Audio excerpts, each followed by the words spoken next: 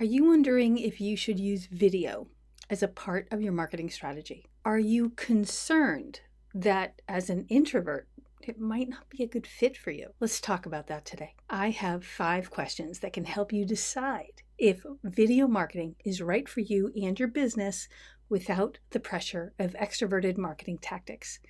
To be clear, I'm not here to tell you if you should or you shouldn't use video. It's got to be up to you and what makes the most sense for you and your business. What I am going to do is help you decide whether or not you should use video, not because the world says you should or because extroverted marketing tactics insist that you should. Instead, we're going to focus on the right questions that you can ask to determine if video is right for you and your business. Here's today's agenda. We're going to start with the question, why video? Why are we even having this conversation and what can video do for you?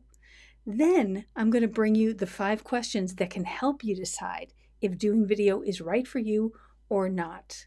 And it's okay if it's not. My goal is to help you make that decision with the right perspective, one that serves you and your business. I feel like I need to add this caveat. I am not in any way trying to say that you have to do video. It is not required. You do you. My intention here is to help you make sure that you're using the right criteria to make this decision. Why are we talking about this? First, video is powerful. It enables you to make an impression that just pictures or just text can't. Video is engaging, enabling you to connect with the people in your audience in a way that just photos or just text can't.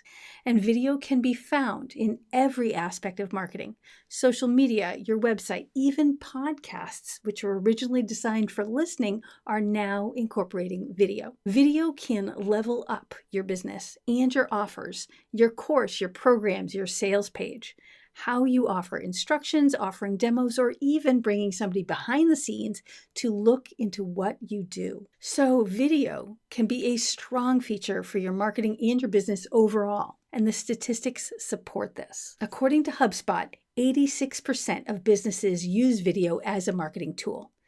80% of video marketers say that video has directly increased sales, and 93% say it's an important part of their marketing strategy. But here's the statistic I really want you to hear.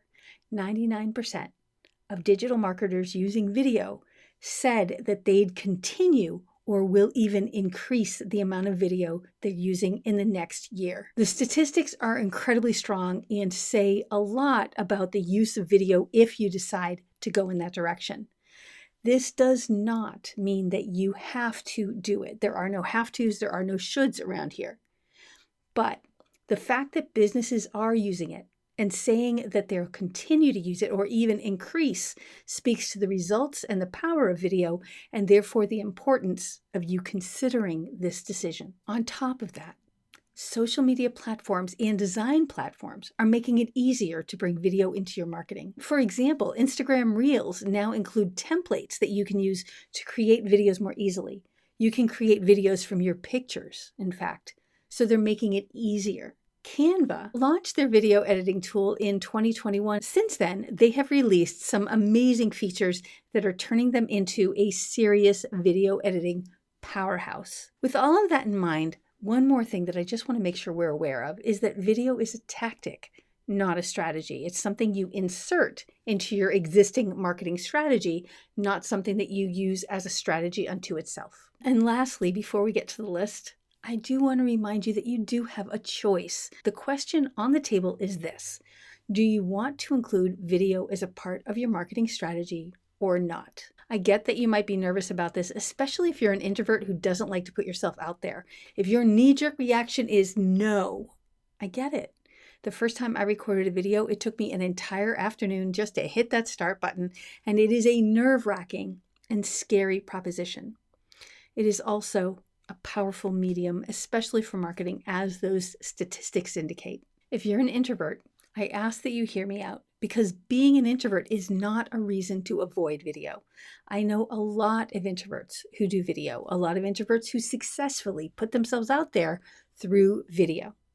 So don't let the knowledge that you're an introvert stop you from doing video. I invite you to think about that a little bit more. I'm hoping these questions will help you do exactly that. Think about this from less of an emotional standpoint and more of a practical and strategic standpoint. So here we go. Here are the 5 questions that you can ask to help you decide if you're going to bring video into your marketing strategy or not. Question 1. How do you envision video fitting into your marketing strategy? In other words, what is your plan, and is there an aspect that would seriously benefit from using video? If your strategy is to use social media to bring visibility to your business, for example, and Instagram is your tool of choice, then video would fit really well there because Instagram really leans hard into video. For example, let's say you sell a product that would benefit from showing it on video. I have a client, her name is Toby, and she refinishes furniture.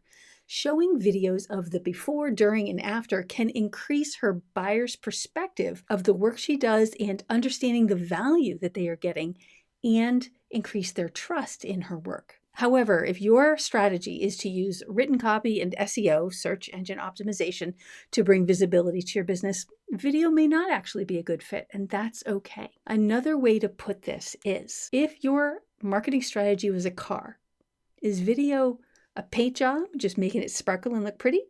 Or is it an engine refit, making it faster, stronger, and more powerful? If it's an engine refit, then video is a really powerful choice for you. Question number 2. Who are you trying to reach? Do they tend to watch videos? And if so, where do they watch them?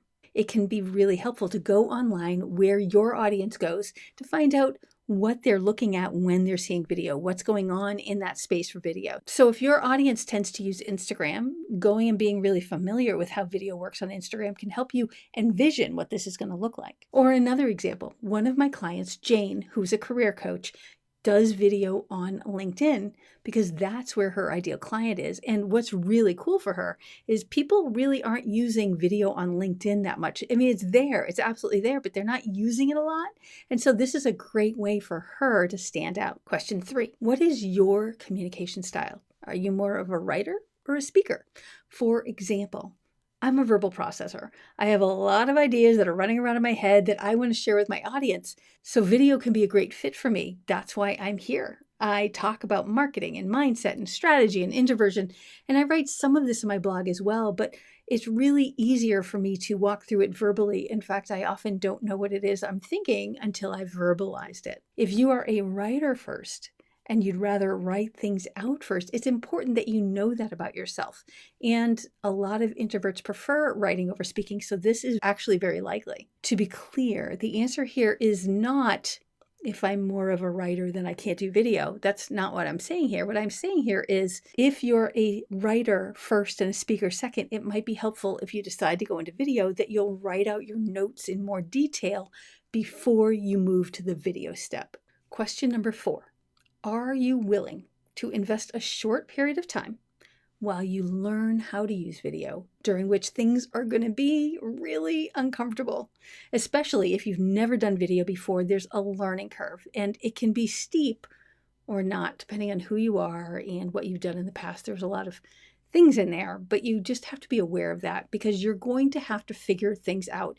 You're going to have to press the record or go live button, and it's going to have to be okay if it's not perfect. And let's be clear about our expectations here. It may never be completely comfortable, but if you stick with it, you'll get the hang of it, and you'll also get comfortable with that level of discomfort. And last but not least, question 5, are you willing to invest the resources that adding video will require? It'll require time out of your schedule. It will take more time at first because you're trying to figure things out. It might require you to add technology, although if you have a good phone camera, you won't need a lot more than that. If you want to pre-record, you're going to need some editing software for the video that you produce. And then you're going to need to learn how to edit videos or find someone to do it for you. Truth be told, that step of needing to learn how to edit videos stopped me from doing pre-recorded videos for years. I chose to go live on Facebook, scary proposition unto itself, but I did that for more than 2 years just to avoid editing. I'm excited to say that I finally found a way to edit videos that works for me. The platform is called Descript, and it was a faster learning curve than any other I'd found because in Descript, editing a video is as easy as editing a Word doc. If you're concerned with this too, that editing is going to stop you from successfully putting videos out in the world, I invite you to check it out. The link is in the description below. I'll be publishing a video with a tutorial for that very, very soon, because seriously, this platform saved my butt and allowed me to be here with you. If you're not sure whether video is a good idea for you or not, these are the 5 questions to ask yourself. What I like about these questions is that they bring you clarity to help you identify your best decision without bringing in the fear and the emotion that comes into creating video. That's not where you need to be making your decision. You need to be making your decision based on your business, your marketing strategy, what makes the most sense for you from a logistical perspective and a planning and strategic intention. Help you decide whether or not you should use video, not because